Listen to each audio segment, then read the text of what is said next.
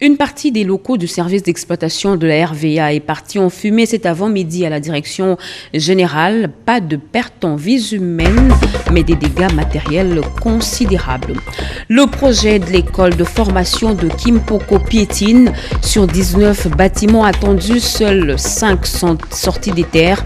Ça urge pour ce projet sous-régional. Vous suivrez dans ce journal la visite d'inspection du vice-premier ministre, ministre de l'Intérieur. Une rivière polluée, des populations privées d'une denrée vitale. Tchikap a été soumis au supplice de Tantale, une solution alternative avec des bornes fontaines. C'est un acte humanitaire qui porte la signature des enfants de ce coin du pays. Voilà pour les titres. Mesdames et messieurs, bonsoir et merci d'avoir choisi la RTNC pour vous informer. La désignation prochaine du président du Parlement africain, cette question a été évoquée hier à la Cité de l'Union africaine par le président de la République et président en exercice de l'Union africaine alors qu'il recevait une forte délégation des parlementaires panafricains conduite par les présidents des deux chambres du Parlement congolais, Kibambeso Moïsa et Kazo Kazadi. Les parlementaires panafricains venus de différents pays du continent et ceux de la République démocratique du Congo ont eu des entretiens de près d'une heure avec le chef de l'État, président en exercice de l'Union africaine Félix Antoine Tshisekedi Tshilombo. Au cours de cette rencontre à laquelle ont pris part les présidents du Sénat Bahati Lukwebo et de l'Assemblée nationale Mboson Kodia, la forte délégation a échangé avec le président de la République sur la question relative à la désignation du président du Parlement panafricain. Les parlementaires se sont réjouis des sages conseils du président de l'organisation panafricaine. Moi, en tant qu'Africain, avocat, je suis fier aujourd'hui. Parce que je retrouve l'esprit que je souhaitais pendant longtemps pour l'Afrique, en la personne de Monsieur le Président de la République démocratique du Congo. C'était un honneur de nous recevoir, nous, délégation des pays frères africains du Parlement panafricain, qui aujourd'hui est dans une impasse. Et nous avons décidé de mettre la main dans la main, pays africains, pour montrer à tout le monde que l'Afrique aujourd'hui n'est pas l'Afrique d'hier et que les efforts que nous allons déployer et la volonté des peuples et des présidents des pays africains, aujourd'hui, ils sont déterminés à s'imposer à l'international et montrer leur volonté d'aller de l'avant comme pays en voie de développement et qui sont solides dans leur souveraineté pour une Afrique meilleure, plus forte et qui a son rôle à tous les niveaux dans ces institutions qu'elle va encore rendre plus crédibles, plus solides grâce à ces initiatives comme ça. Et ces décisions, comme ce qu'a fait son Excellence, Monsieur le Président, de prendre à bras le corps ce sujet-là et faire des rencontres, des réunions avec ses pairs, avec ses homologues, pour que cet incident qui a été produit en Afrique du Sud ne se reproduise plus. Les parlementaires panafricains comptent sur l'accompagnement des autres chefs d'État africains pour la sérénité et la cohésion au sein de leur organisation. Parmi les délégations des parlementaires africains, vous l'avez vu, figure le speaker du Sénat malgache. Eh bien, ce dernier a échangé avec son homologue congolais Modeste Bahati Lukwebo.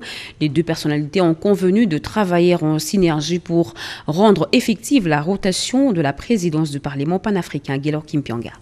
Le Sénat congolais et malgache déterminé à travailler pour la ratification du protocole d'accord de Malabo, car ceci va permettre qu'il y ait une présidence rotative à la tête du Parlement panafricain. Modeste Bahati Lukwebo et son hôte du Madagascar, Razafi Maeta Ahimanana, ont statué sur la question. Nous avons aussi fait un tour d'horizon du problème de parlementaires panafricains qui en ce moment traversent beaucoup d'incertitudes.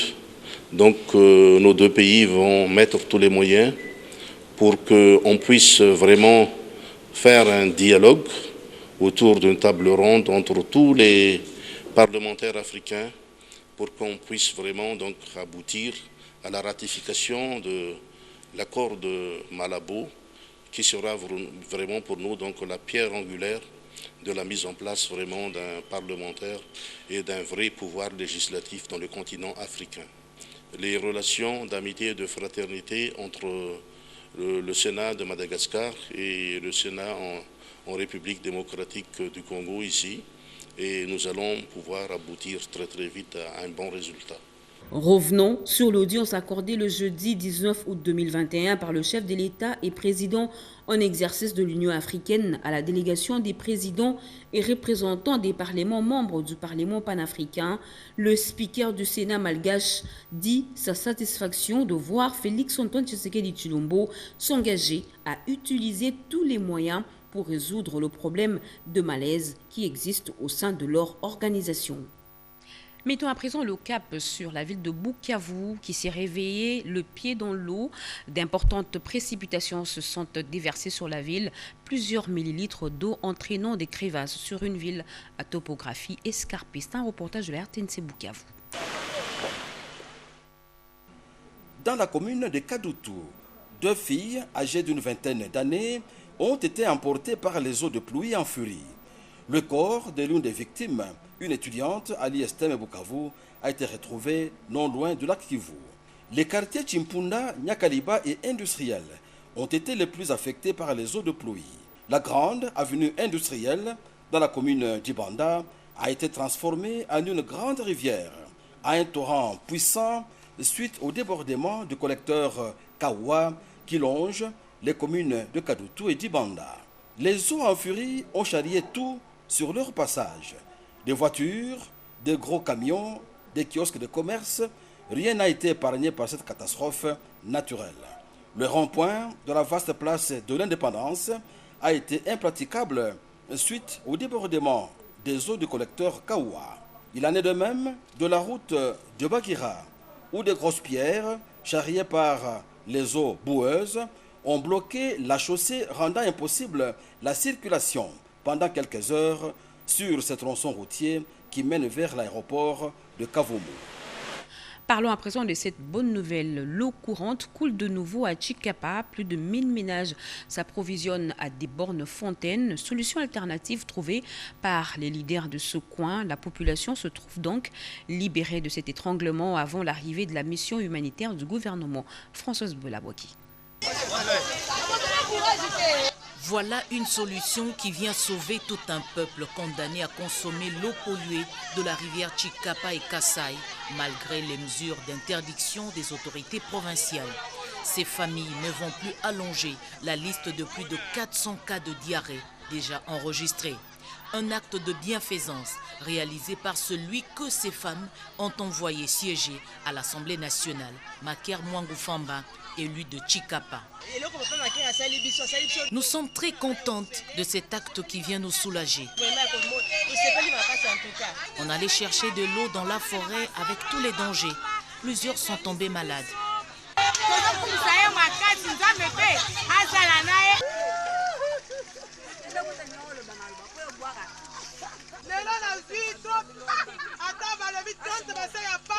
Que personne ne me demande de payer. Je vais remplir tous les récipients sans débourser un centime.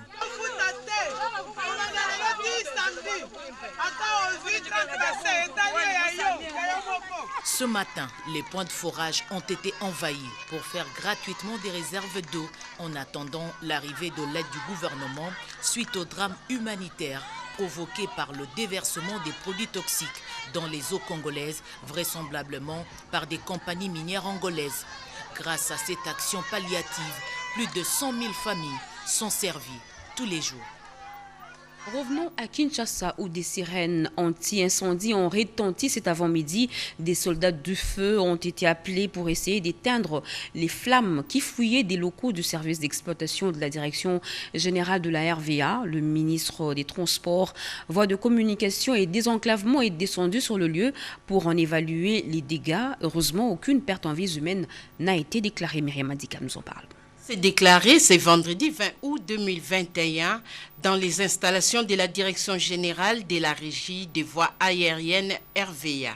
D'après plusieurs témoins, notamment des agents de cette entreprise, l'incendie se serait déclaré à l'intérieur du bâtiment avant de se propager. Aussitôt informé, le ministre des Transports, Voies des communications et des désenclavements, Cherubin Okende, est descendu sur place pour se rendre compte de cette triste réalité. Il a supervisé aux côtés du directeur général Alphonse Chungu Maungu le travail des sapeurs-pompiers de la RVA ainsi que de la MONUSCO pour éteindre les feux. Il faut signaler que le directeur général de la RVA a convoqué une réunion de crise pour déterminer les vraies causes de cet incident. Des scanners et l'IRM sont de nouveau opérationnels aux cliniques Ngaliema. Des diagnostics des lésions dues à la Covid-19 et d'autres maladies sont donc possibles. Le Premier ministre Jean-Michel Samaloukonde en avait fait une urgence. Pati Tondouangou, Marcel Moubenga et bienvenue au Salah. Les scanners et l'IRM, ces deux appareils d'imagerie médicale de la clinique Ngaliema, remis en service grâce à l'implication du Premier ministre Jean-Michel Samaloukonde Kyenge. Vu le coût exorbitant de la réparation de ces grosses machines, la clinique en elle seule était dans l'impossibilité de les réaliser. En panne durant 2 ans, la clinique Ngaliema a été privée de ces deux appareils indispensables aussi dans les diagnostics et la prise en charge des patients atteints de la Covid-19. Et pourtant, cet hôpital public fait partie des ceux retenus pour la gratuité de la prise en charge de cette maladie. Cette intervention du chef du gouvernement cadre ainsi avec les soucis du chef de l'État Félix-Antoine Tshisekedi Tshilombo dans la prise en charge gratuite de cette pandémie. Surtout en cette période de Covid, nous avions été fortement handicapés lors de cette 3e vague puisque le scanner était en panne. Et c'est l'examen standard qu'il faut pour le diagnostic des lésions en cas de Covid. Nous sommes très contents de retrouver notre matériel opérationnel afin de rendre le meilleur service à notre population. Et nous profitons de l'occasion pour remercier le Premier ministre pour sa réaction immédiate après qu'il soit saisi du problème qui s'est posé dans notre service de radiologie.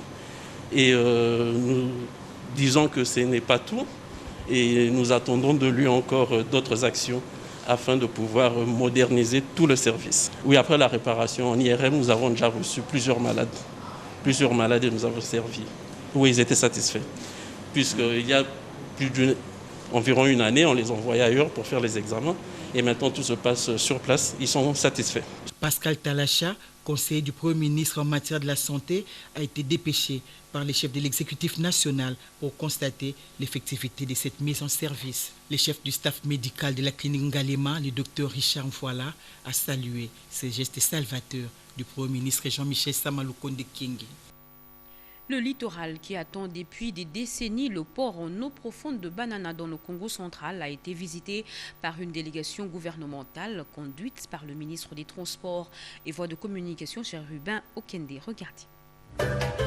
Voilà à quoi devra ressembler le port en eau profonde de Banana dans le Congo central. Une imposante infrastructure à même de traiter la dernière génération des navires ainsi qu'un hub d'affaires, création des richesses et d'emplois. Ce mardi, dans la cité côtière du Congo central, des études approfondies pour la construction de ces ports ont été lancées. La première phase va consister à 600 mètres de quai et derrière, il y aura des terrains de stockage qui seront à peu près d'une trentaine d'hectares pour stocker les conteneurs. Des études lancées par le ministre du Transport et Voies des Communications en présence de son collègue du Tourisme, du gouverneur de la province du Congo central, des députés nationaux et provinciaux et du directeur de cabinet adjoint du chef de l'État en charge des questions économiques et des finances. Lors d'une réunion avant la descente sur terrain, les officiels ont reçu des explications précises de la société émirati DP World, superviseur des travaux. À travers la projection d'une vidéo, ils se sont tous fait une idée exacte du travail qui devrait être réalisé. Et sur terrain, les études environnementales ont pu identifier des sites idoines pour la relocalisation de certaines activités. Disons que la marée est haute maintenant, alors mais on peut voir ça à partir d'ici. Parce que je lui avais dit qu'on voulait monter quand même pour que vous voyez. Alors... Le constat a été fait par les autorités sur le site. Au regard de nombreux aménagements attendus pour ce grand projet, la délégation a été conviée à une randonnée sur le majestueux fleuve Congo. Nous sommes très optimistes en voyant tout le recadrage que le chef de l'État a amené à ce projet. Nous sommes optimistes que nous allons continuer jusqu'au bout. Je crois que l'impact économique sera autant pour les populations du Congo central que pour le reste de la République. Le lancement de ce projet est une nouvelle espérance pour que le Congo aille de l'avant. Le Congo de nos rêves soit un jour accompli. Ce qui était considéré comme étant un rêve pieux devient réalité grâce à la détermination et à la volonté du président Félix Antoine Tshisekedi Tshilombo. Nous ne pouvons que le remercier pour ça. C'est une grande responsabilité maintenant pour nous tous, gouvernement, présidence, les élus du peuple, pour que tous ensemble faisons en sorte que ce projet se concrétise avec l'inauguration prochaine du port en eau profonde ici à Banana. Avec ce projet de Banana et l'ouverture directe sur les lignes maritimes Est-Ouest, de nouveaux marchés pourront s'ouvrir à la République démocratique du Congo avec un temps de voyage réduit et surtout avec un coût logistique très compétitif. À Kinshasa, la gouverneure de la Banque centrale du Congo a été honorée par ses pairs africains lors du symposium de haut niveau qui s'est tenu dans la capitale. Malangu Kabedimbouyi prend la tête de l'Association des banques centrales d'Afrique. Eugénie Chabani pour le reportage.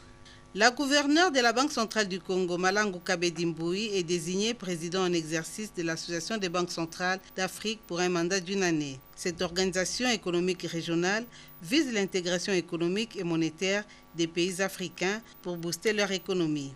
Elle succède à ce poste le gouverneur de la Banque centrale du Rwanda et sera secondée par le gouverneur de la Banque centrale de la Gambie. Elle spécifie sa vision dans cette organisation. Il y a un certain nombre de critères de convergence au niveau de nos économies. Et ça, c'est un aspect très important de l'intégration économique. Malheureusement, toutes nos économies ont été frappées par la pandémie du Covid et les résultats, nous l'avons constaté, n'ont pas été satisfaisants. Donc il s'agira de voir comment, à travers le dialogue, nous pouvons passer un message entre nous, banques centrales, et au niveau de la collaboration des différentes banques centrales avec les décideurs économiques dans leur pays, qu'est-ce qu'il convient de faire pour qu'il y ait un peu plus de progrès entre le mois d'août de cette année et le mois d'août de l'année prochaine, lorsque nous ferons le bilan, pour qu'il y ait un peu plus de progrès au niveau de la réalisation de critères de convergence, par exemple. Sa désignation à la tête de cette organisation régionale sanctionne les symposiums de haut niveau tenus en virtuel du 19 au 20 août 2021 à la Banque centrale du Congo dans le cadre de la 43e réunion du Conseil des gouverneurs de l'ABCA pour l'année 2021. Toute une batterie des revendications alimente depuis quelques jours les inquiétudes de la délégation syndicale de la radio-télévision nationale congolaise. Et parmi ces revendications figure le barème salarial. Et bien, le directeur général intérimaire de ce média public a réuni aujourd'hui les responsables de toutes les directions pour échanger sur la question. On écoute Freddy Moulumba au micro d'Emmanuela Commissaire. La première revendication, c'est le salaire. Je viens de vous dire ce que le ministre a transmis les dossiers au BIDI. Ça, c'est la première raison. Deuxième raison, concernant la redevance et la mauvaise gestion. Je vous ai dit que moi, je n'ai pas géré. L'IGF est venu pour voir toutes ces questions de dépenses. S'il y a des choses, ce sont des gens qui sont spécialistes en matière, qui vont découvrir qui ont volé et qu'est-ce qui s'est passé réellement. C'est pour éviter les rumeurs. On m'a dit, on a dit, et c'est pas bon. Si on s'est réunis, c'est pour vous donner l'information. De dire à vos agents d'être sages. D'abord, quels que soient les problèmes, on ne peut pas saboter le matériel. On ne peut pas. Deuxième chose, quels que soient les problèmes, on négocie. Mes histoires sont très transparentes. Depuis que je suis à la tête, pendant les mois ici, tout est très clair. Et je discute avec des documents, ce sont l'administration. Quand ils se plaignent que je refuse, les documents sont là, c'est affiché. Il faut lire. Pourquoi se fier aux rumeurs? On a dit ceci, cela. Non, les documents sont affichés. Ils m'écrivent, moi j'écris. Et j'avance des raisons. Donc il faudrait qu'on ait le sens des responsabilités. C'est votre bien. Et quand il y aura la transparence, quand on va mettre tout le monde qui touche l'argent en désordre, quand on va mettre tous les fictifs, ça va vous profiter. Il vient d'être élu président du Conseil des ministres de la SADC. Le ministre congolais de l'intégration régionale a eu ce poste à l'issue du 41e sommet des chefs d'État tenu dernièrement à Lilongwe au Malawi. Vital Mpagabita. La RDC renforce sa présence sur l'échiquier international, grâce à la diplomatie agissante de son président Félix-Antoine Tshisekedi Tshilombo, qui, en sus de sa casquette du président de l'Union africaine, a été élu président en exercice de la SADC et entrera en fonction en 2022 lors du sommet des chefs d'État prévu à Kinshasa le 22 août 2022, cela s'entend. Bien plus, le ministre de l'intégration régionale a été élu président du Conseil des ministres de la SADC. Didier Mazenga Mukanzu, qui a séjourné pendant plus de 10 jours à Lilongwe, revient sur les grandes décisions. Nous avions bâti campagne, nous avions présenté les candidats et Dieu a fait que les Botswanais puissent passer en lieu place des candidats de la RDC. En dehors de la candidature du secrétaire exécutif, nous avions traité plusieurs matières, au total 75 décisions que nous avions adoptées. Et aussi vous informer que son Excellence, Monsieur le Président de la République, Félix-Antoine Tshisekedi Tshilombo, a été élu comme président entrant de la SADC. Dans ce cadre, le ministre ayant l'intégration régionale dans ses attributions, il a été élu comme président du Conseil des ministres de la SADC entrant. La Troïka comprend le Mozambique, le Malawi et le Botswana, dont le candidat a été élu au poste de secrétaire exécutif de la SADC. Le vice-premier ministre, ministre de l'Intérieur, était en visite d'inspection à l'école de formation des policiers de Kimpoko, à l'est de la capitale. Daniel Asselo encourage l'accélération des travaux sur ce site qui a une vocation sous-régionale. Les détails avec José Baïtouambo. Tout doit être mis en œuvre pour l'aboutissement du projet de construction de l'académie de police de Kinshasa à Kimpoko, dans la commune de Maluku. Détermination ferme du vice-premier ministre, ministre de l'Intérieur et Sécurité, à l'issue d'une visite effectuée sur place. Jusque-là, 5 bâtiments seulement sont sortis de terre. Pour Daniel Asselo Kitowakoy, qui s'est félicité de l'avancement de travaux, il faut donner à ces campus toute sa capacité d'accueil prévue dans ces vastes projets d'importance sous-régionale qui vise non seulement la formation des éléments de la police nationale congolaise, mais aussi lui permettre de se doter des hommes et des femmes à la hauteur des attentes du pays, une police bien formée, républicaine et professionnelle, capable d'assurer ses missions régaliennes. Nous devrions inspecter tous ces sites qui se trouveraient à travers la République pour que nous puissions donner l'information, la vraie, au gouvernement de la République et à son Excellence, Monsieur le Président de la République, pour que ce qui est nécessaire soit fait, et alors le plus rapidement possible, pour que la République ait des effectifs qui puissent permettre à notre peuple de se sentir à l'aise. Étendue sur 30 hectares, l'académie de police doit contenir 19 bâtiments, des amphithéâtres, salles de tir, parcs sportifs, logements pour professeurs, dortoirs additionnels et autres. Dans cette visite sur les terrains, Daniel Asselo s'est fait accompagner de son vice, Jean-Claude Mouli Pemandongo. Les Pygmées ont listé leurs revendications et les ont déposées sur la table du vice-ministre de l'Environnement, la Santé, l'Éducation et la Sécurité. En sont le fer de lance. Ce fut à l'occasion de la célébration de la journée du peuple autochtone. Les détails avec Néné Mainzana. La décennie des peuples autochtones pygmées, tel est l'engagement du gouvernement congolais pour les nouveaux contrats sociaux, déclaration faite par le vice-ministre de l'Intérieur et Affaires coutumières qui a présidé la célébration de la journée internationale des peuples autochtones pygmées en RDC au nom du Premier ministre. De grandes orientations et engagements de la République démocratique du Congo pendant les 5 ans à venir sur la question autochtone pygmée. Un engagement pris au niveau international par notre pays et qu'on est appelé à concrétiser à travers la protection des droits des peuples autochtones pygmées, la promotion de leurs pratiques traditionnelles et la sécurisation de leurs terres ancestrales. Joseph Huitongwa Direpale, Patrick Saïdi de DGPA, les accompagnateurs des peuples autochtones et ses organisations ont évoqué plusieurs questions qu'ils ont soumises au VPM, dont la protection de leurs droits, l'éducation, la santé, la justice et tant d'autres. Le peuple autochtone pygmée et le gouvernement congolais viennent de signer un engagement sur 10 ans pour travailler de commun accord. Nous allons cheminer ensemble dans une collaboration sincère et honnête en faveur du développement des peuples autochtones pygmées. Un diplôme de mérite a été décerné au président de l'INAPICO, Kapopo Diwa, pour son combat et la défense des droits des peuples autochtones pygmées. Tous pour l'adhésion de la République démocratique du Congo à la Convention sur le statut des apatrides. C'est le thème d'un atelier d'information et de renforcement de capacités ouvert à Kinshasa. Les détails avec Cédric Kenina.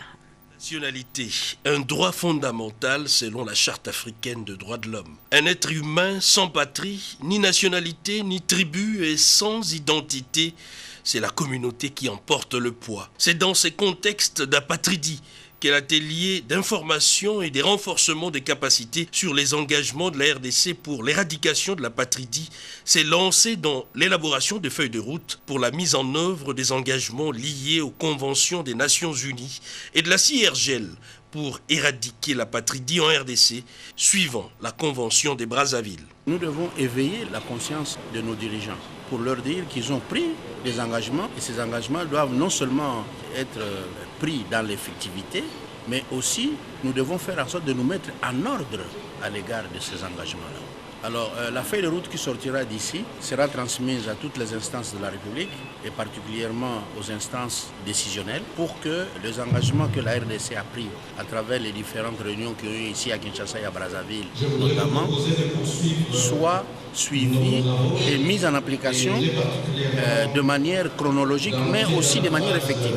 Cependant, le plan d'action de convention de Brazzaville a été élaboré à Kinshasa et 3 ans plus tard, rien n'avance. Et cet atelier était un moment propice d'interagir pour enfin finaliser la mise en œuvre de la lutte contre l'apatridie. En séjour à Kinshasa, la maire de la ville de Kolwezi a échangé avec le directeur général de la SNEL, Jean Bosco Kayombo. Les deux personnalités ont porté leur regard sur la perception de la taxe sur l'éclairage public dans cette ville. Yvette Makuntima. Souvent placé en bordure sur la voirie, l'éclairage public est l'ensemble de moyens mis en œuvre pour éclairer un espace commun et rendre plus vivable un coin obscur. La province du Lualaba serait l'une des provinces les plus éclairées du pays, mais qui se trouve butée à une difficulté, la perception de la taxe sur l'éclairage public, d'où ses recours à la SNEL SA pour en cerner les contours. Madame le maire de Kolwezi, Véronique Oupite Kamina, a voulu en savoir plus auprès du directeur général de la SNEL SA, Jean Bosco Kayombo Kayan. Le DG nous a éclairé par rapport à cette taxe, l'historique qu'on ne connaissait pas, et il nous a vraiment, il a enrichi ce que nous avions, et j'espère qu'il n'y aura pas cette incompréhension qui est en train d'être entre les grands miniers et les villes. Les vols récurrents des conducteurs électriques en cuivre dans la même ville s'est invité également dans les échanges. Moi je parle plus de la ville, bien sûr que c'est un phénomène qui est presque général, mais dans la ville de Kolwezi, on arrête On a déjà organisé avec les sous-siates qui se trouvent dans ces coins-là où il y a plus de vols de câbles. Et je crois que ces derniers temps, il n'y en a plus. Et la SNEL peut compter sur la ville de Kolwezi quant à ce. À la lumière de ces échanges, l'autorité urbaine s'est engagée à redoubler d'efforts pour faire de Kolwezi la ville lumière. Comment lutter contre le tribalisme en République démocratique du Congo? Eh bien, les motocyclistes quinois ont été sensibilisés sur cette anti-valeur par le ministre honoraire de la Santé, le docteur Eteni Longondo, Jojo Ndibou et Dien Balaka. Le tribalisme constitue une antivaleur à combattre et à bannir sous toutes ses formes en RDC. Ces sujets étaient au centre d'une conférence débat animée par le haut cadre du parti présidentiel, le docteur Eteni Longondo. Cette conférence a permis à l'orateur de sensibiliser les motocyclistes de la ville-province Kinshasa sur l'unité nationale et la cohabitation pacifique entre le peuple, valeur cardinale prônée par le parti d'Étienne Tshisekedi. C'était une occasion pour lui de rappeler ses interlocuteurs que l'UDPS est un patrimoine national qui appartient à tous les Congolais. Soyons unis, appelle tous les Congolais, respecter toutes les tribus. Si nous avons plus de 400 tribus, c'est une richesse, mais nous vivons dans un territoire national appelé le Congo. Nous l'avons hérité comme ça depuis la conférence de Berlin et nous devons jalousement protéger ce territoire-là. Le chef de l'État a besoin du soutien de tous les Congolais pour relever les défis du développement de la RDC. Il leur a annoncé sa tournée prochaine dans les provinces pour amener la population congolaise à combattre le phénomène tribalisme qui commence à prendre des allures inquiétantes. Les motocyclistes présents à cette conférence ont été chargés de relayer ce message auprès de la population. Parlons justice à présent. Le mémoire unique de la partie prévenue, Karine Lokesso, a été déclaré recevable mais non fondé. C'est l'arrêt avant dire droit rendu par la cour militaire de Kinshasa Matete siégeant au premier degré dans l'affaire meurtre de l'activiste de droits de l'homme Rossi Mukendi. Commentaire Marie Kalong. Annuler la procédure antérieure à la comparution de la commissaire supérieure adjointe Lokesso Kosso Karine, prévenue de meurtre et violation de consignes, c'est le vœu qu'avaient exprimé ses avocats de la défense à la cour militaire de Kinshasa Matete à travers un mémoire unique qu'il avait déposé. La défense déclarait avoir fondé son argumentaire de la violation de l'article 17 alinéa 2 de la Constitution et 39 de règlement intérieur et des auditorat militaires du 28 janvier 2005. Dans sa réplique, l'organe poursuivant avait demandé à la Cour de ne pas faire droit aux différents moyens développés par la partie prévenue. Dans son arrêt avant dire droit rendu le lundi 16 août 2021, la Cour a fait savoir que reproché d'être co-auteur pour avoir donné l'ordre de tirer sur les paisibles manifestants, la prévenue Lokesso Kosso Karine n'aura aucun mal pour présenter ses moyens de défense. Disant droit, dit recevable et non fondé de mémoire unique introduit par la défense de la prévenue Lokesso Kosso Karine réserve les frais. Ordonne la poursuite de l'instruction.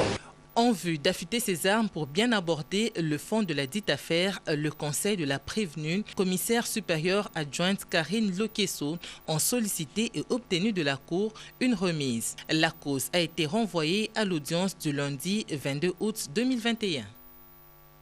Les agents et cadres de l'administration du ministère des Affaires foncières à l'école du savoir au Congo central, ils renforcent leurs capacités sur toutes les matières liées à l'exercice de leur métier et c'est le ministre de tutelle qui a ouvert ses travaux, Fifi Mukundi. Pendant 4 jours, les conservateurs des titres immobiliers et les chefs des divisions de cadastre affectés dans la province du Congo central vont approfondir leurs connaissances à Matadi sur la bonne gouvernance foncière. Les interventions de cet atelier se portent sur les sous-thèmes la méthodologie des nouvelles techniques de la topographie, la géolocalisation et le mode de calcul des droits et des taxes. Le ministre des Affaires foncières, Aimé Sakombi Molendo, s'est dit optimiste pour un lendemain prometteur dans le secteur des affaires foncières. Chacun de vous aura l'avantage de rajouter sur ses connaissances certaines notions, et tout cela dans le but d'améliorer et de rendre performants nos pratiques administratives et les conformer aux textes légaux et réglementaires existants. À l'issue de ces travaux, les participants et cadres de ces ministères auront à transmettre les connaissances acquises à leurs collaborateurs. Cette série de formations a reçu l'approbation du personnel du ministère des Affaires foncières, d'où l'accueil chaleureux au ministre de la tutelle dans la ville portuaire des Matadi. Du gouvernement que nous bouclons complètement ce journal. Mesdames et messieurs, si vous nous avez pris en cours, voici le rappel des titres. Une partie des locaux du service d'exploitation de la RVA est partie en fumée cet avant-midi à la direction générale.